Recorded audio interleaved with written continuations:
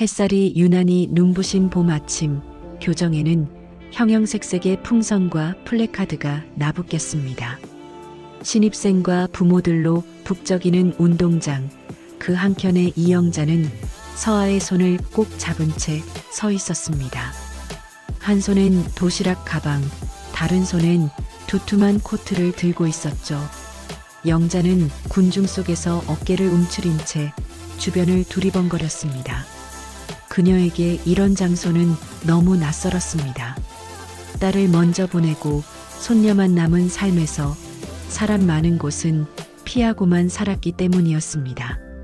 하지만 서아의 입학식만큼은 어떻게든 함께 해주고 싶었습니다. 할머니, 나 무섭지 않아. 친구들이랑 금방 친해질 수 있어. 서아는 자그맣게 속삭였습니다. 영자는 그 말에 조금 웃으며 머리를 쓰다듬었습니다.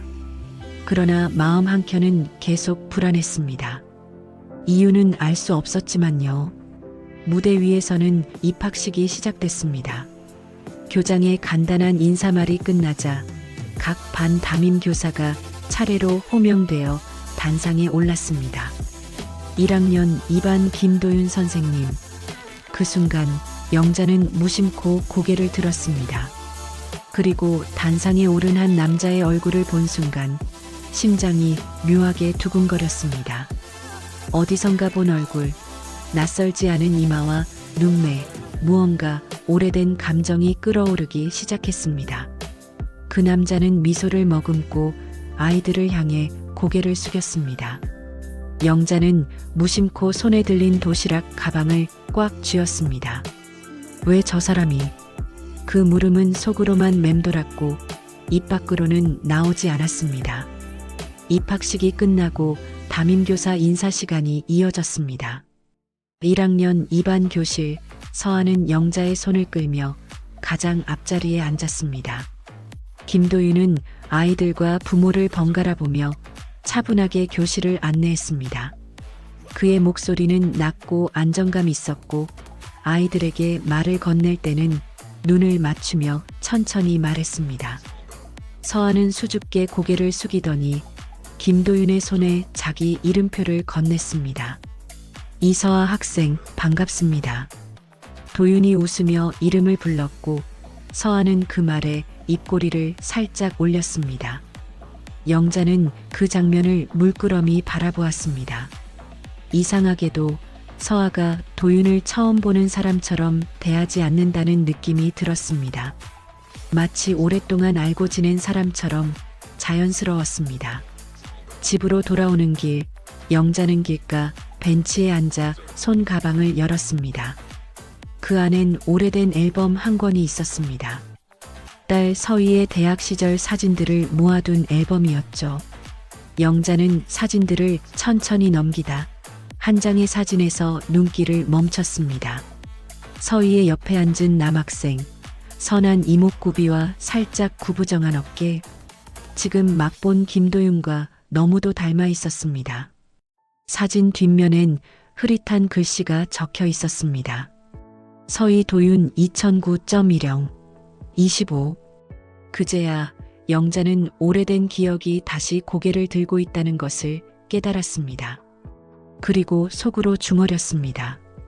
저 사람이 맞는 걸까? 이후 영자는 매일 아침 서아를 등교시키며 교문 앞에서 멀찍이 떨어져 교실을 바라보곤 했습니다. 김도윤은 교실 문 앞에서 아이들을 맞이했고 서아는 늘 그에게 먼저 달려가 인사했습니다. 영자는 그 모습이 어딘가 불안해 보였습니다. 서아는 친구들과 어울릴 때보다 담임 선생과 있을 때 훨씬 더 편안해 보였기 때문이었습니다. 김도윤은 모든 아이들에게 다정했지만 유독 서아에게는 작은 배려가 더해졌습니다. 서아가 체육복을 두고 오면 몰래 여벌을 챙겨주었고 간식을 나눌 때는 먼저 서아 쪽으로 갔습니다. 그럴 때마다 영자는 창 너머로 그 장면을 지켜보다 묘한 감정을 삼키곤 했습니다. 수업이 끝난 오후 서아는 친구들과 뛰어놀기보다는 교실에 남아 도윤과 책을 읽는 시간이 더 많아졌습니다. 그 모습을 본 일부 학부모들은 속닥이기 시작했습니다. 요즘 서한의 담임 좀 특별 대우 아냐? 학부모 단톡방에는 이상한 글들이 올라오기 시작했습니다. 서아 선생님이랑 유난히 친하던데요? 아무리 그래도 편애는 좀. 대놓고 문제를 제기하는 사람은 없었지만 분위기는 조금씩 변하고 있었습니다.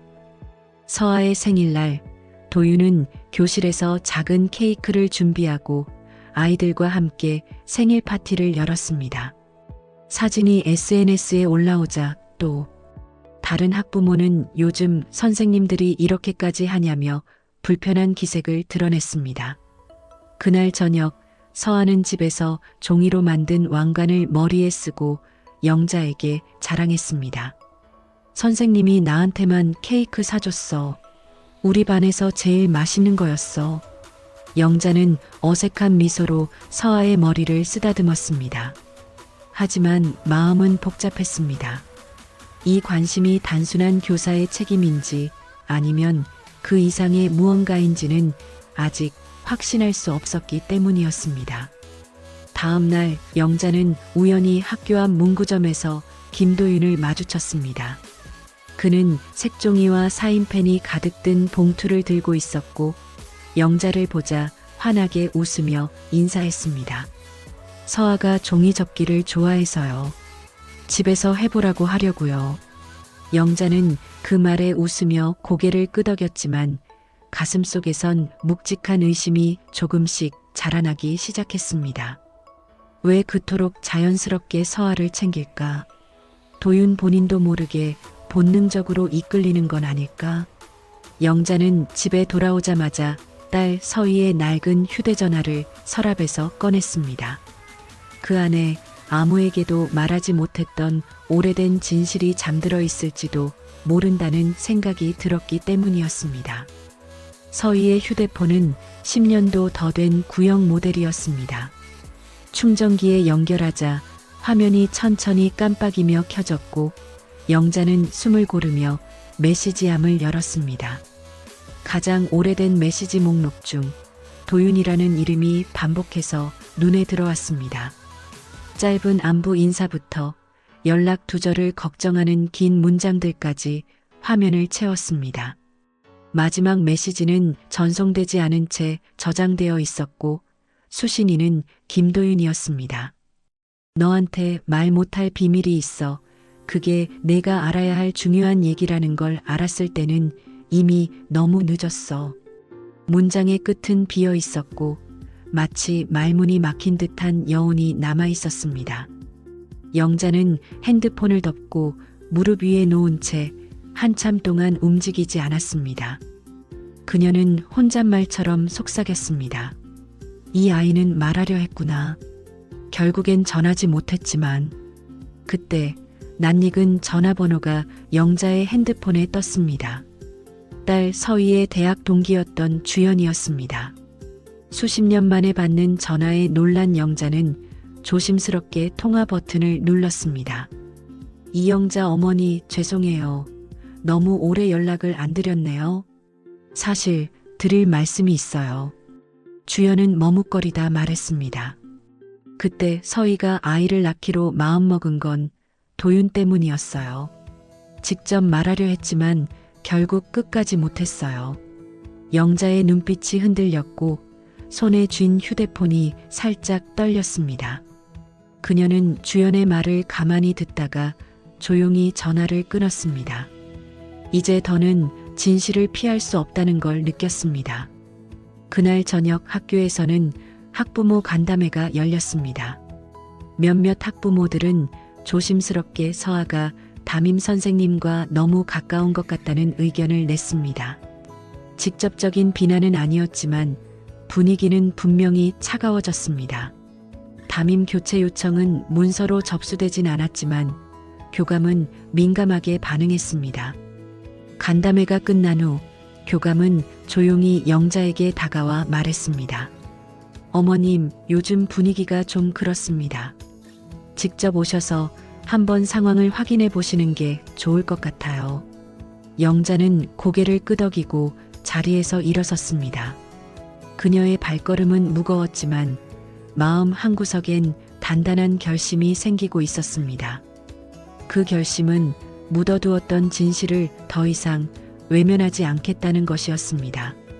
영자는 이른 아침 단정한 옷차림으로 학교 근처 조용한 카페에 들어섰습니다. 창가 쪽 자리에는 김도윤이 앉아 있었고 그녀를 보자 일어나 고개를 숙였습니다. 영자는 말없이 맞은편에 앉았고 두 사람 사이에 잠시 묵직한 침묵이 흘렀습니다. 도윤은 먼저 커피를 밀어주며 말했습니다. 서아가 참 밝은 아이예요. 덕분에 저도 하루하루가 즐겁습니다. 그 말에 영자는 손을 모은 채 조용히 고개를 끄덕였습니다. 그리고 미리 준비해온 작은 서류 봉투를 꺼내 테이블에 내려놓았습니다. 이 안에 당신이 알아야 할 이야기들이 있습니다. 도윤은 천천히 봉투를 열었고 그 안에는 오래된 사진, 병원 기록, 그리고 출생신고 초안이 들어 있었습니다. 그의 눈동자가 흔들렸고 손끝이 봉투를 꼭 쥐었습니다. 서희 그 애가 이걸 저한테? 도윤은 말을 잇지 못하고 고개를 떨궜습니다. 사진 속 서희의 환한 웃음을 본 순간 그의 가슴 속에서 무언가 터져 나오는 듯 했습니다. 영자는 조용한 목소리로 말을 이었습니다. 당신을 탓하지 않아요. 그땐 너무 많은 일이 한꺼번에 일어났고 서희도 말할 용기가 없었겠죠. 도윤은 손으로 얼굴을 가리며 깊게 숨을 들이켰습니다. 그럼 서아는 제 딸인 거군요. 영자는 작게 고개를 끄덕였습니다.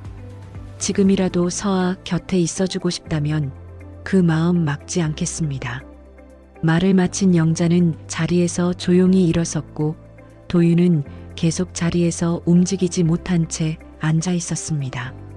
학교로 돌아온 도윤은 교실이 아닌 도서관에서 아이들과 활동을 이어갔습니다.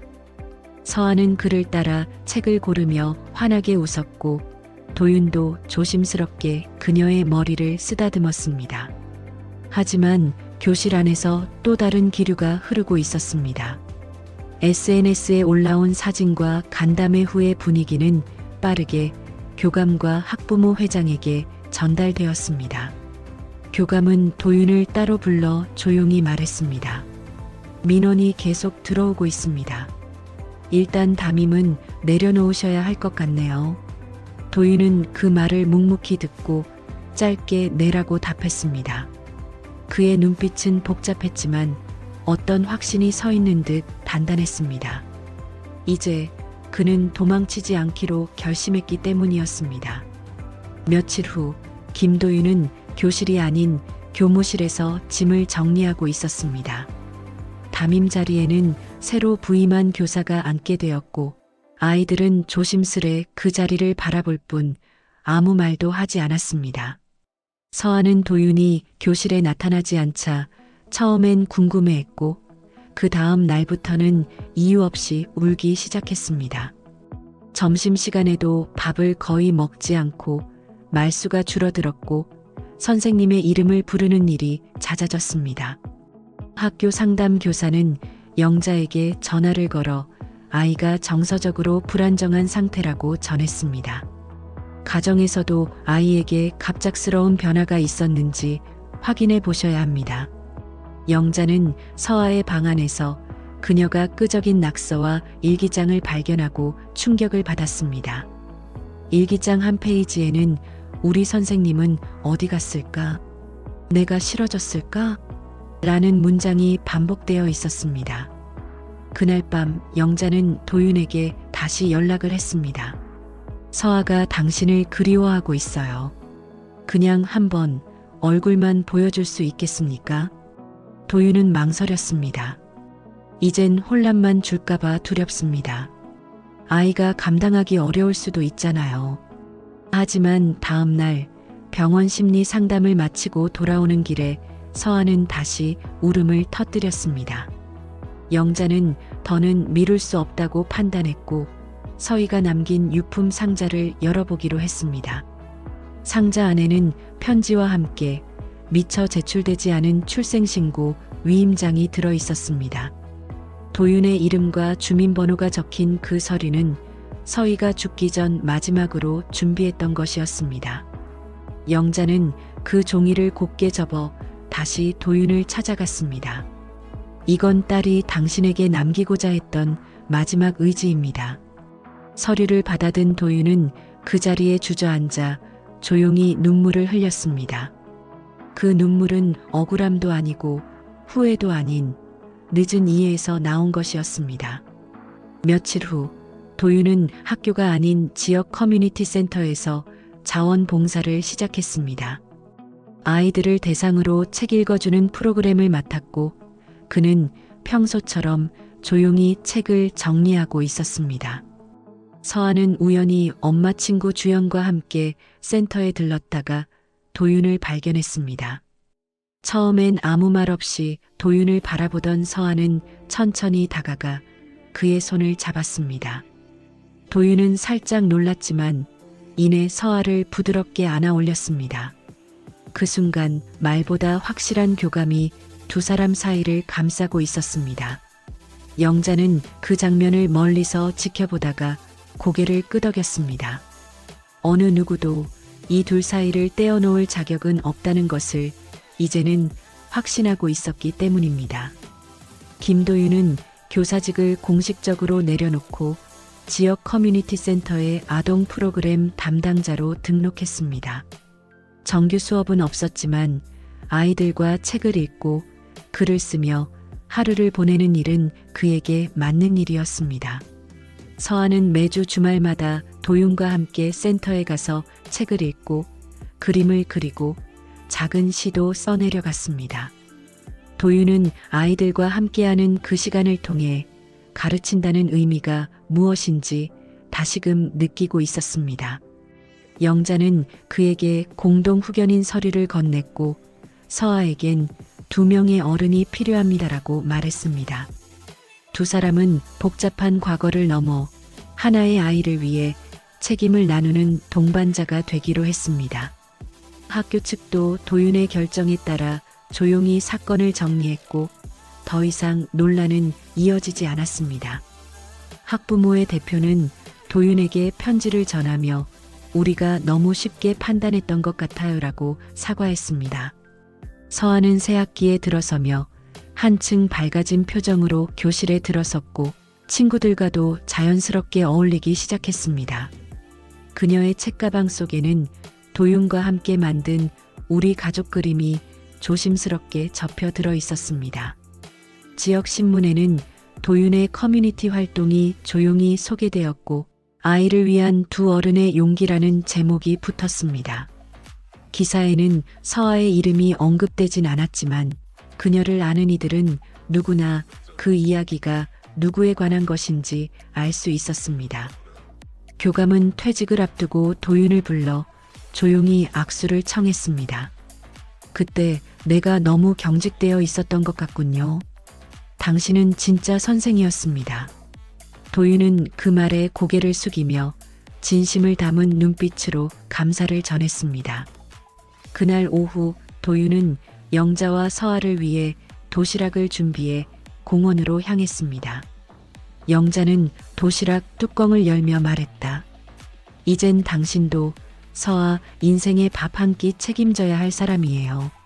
서아는 웃으며 둘 사이에 앉아 김밥을 집어들었습니다. 도윤은 가만히 두 사람을 바라보며 자신이 어딘가에 속했다는 느낌을 처음으로 실감했습니다. 그리고 그 마음은 말보다 더 단단하게 서아의 미래를 지켜줄 준비가 되어 있었습니다. 그날 이후 영자는 매일 아침 서아를 등교시키며 교문 앞에서 멀찍이 떨어져 교실을 바라보곤 했습니다. 김도윤은 교실 문 앞에서 아이들을 맞이했고 서아는 늘 그에게 먼저 달려가 인사했습니다. 영자는 그 모습이 어딘가 불안해 보였습니다. 서아는 친구들과 어울릴 때보다 담임 선생과 있을 때 훨씬 더 편안해 보였기 때문이었습니다. 김도윤은 모든 아이들에게 다정했지만 유독 서아에게는 작은 배려가 더해졌습니다. 서아가 체육복을 두고 오면 몰래 여벌을 챙겨주었고 간식을 나눌 때는 먼저 서아 쪽으로 갔습니다. 그럴 때마다 영자는 창 너머로 그 장면을 지켜보다 묘한 감정을 삼키곤 했습니다. 수업이 끝난 오후 서아는 친구들과 뛰어놀기보다는 교실에 남아 도윤과 책을 읽는 시간이 더 많아졌습니다. 그 모습을 본 일부 학부모들은 속닥이기 시작했습니다. 요즘 서안의 담임 좀 특별 대우 아냐? 학부모 단톡방에는 이상한 글들이 올라오기 시작했습니다. 서아 선생님이랑 유난히 친하던데요? 아무리 그래도 편애는 좀. 대놓고 문제를 제기하는 사람은 없었지만 분위기는 조금씩 변하고 있었습니다. 서아의 생일날 도윤은 교실에서 작은 케이크를 준비하고 아이들과 함께 생일 파티를 열었습니다. 사진이 SNS에 올라오자 또 다른 학부모는 요즘 선생님들이 이렇게까지 하냐며 불편한 기색을 드러냈습니다. 그날 저녁 서아는 집에서 종이로 만든 왕관을 머리에 쓰고 영자에게 자랑했습니다. 선생님이 나한테만 케이크 사줬어. 우리 반에서 제일 맛있는 거였어. 영자는 어색한 미소로 서아의 머리를 쓰다듬었습니다. 하지만 마음은 복잡했습니다. 이 관심이 단순한 교사의 책임인지 아니면 그 이상의 무언가인지는 아직 확신할 수 없었기 때문이었습니다. 다음 날 영자는 우연히 학교 앞 문구점에서 김도윤을 마주쳤습니다. 그는 색종이와 사인펜이 가득 든 봉투를 들고 있었고 영자를 보자 환하게 웃으며 인사했습니다. 서아가 종이 접기를 좋아해서요. 집에서 해보라고 하려고요. 영자는 그 말에 웃으며 고개를 끄덕였지만 가슴속에선 묵직한 의심이 조금씩 자라나기 시작했습니다. 왜 그토록 자연스럽게 서아를 챙길까? 도윤 본인도 모르게 본능적으로 이끌리는 건 아닐까? 영자는 집에 돌아오자마자 딸 서희의 낡은 휴대전화를 서랍에서 꺼냈습니다. 그 안에 아무에게도 말하지 못했던 오래된 진실이 잠들어 있을지도 모른다는 생각이 들었기 때문이었습니다.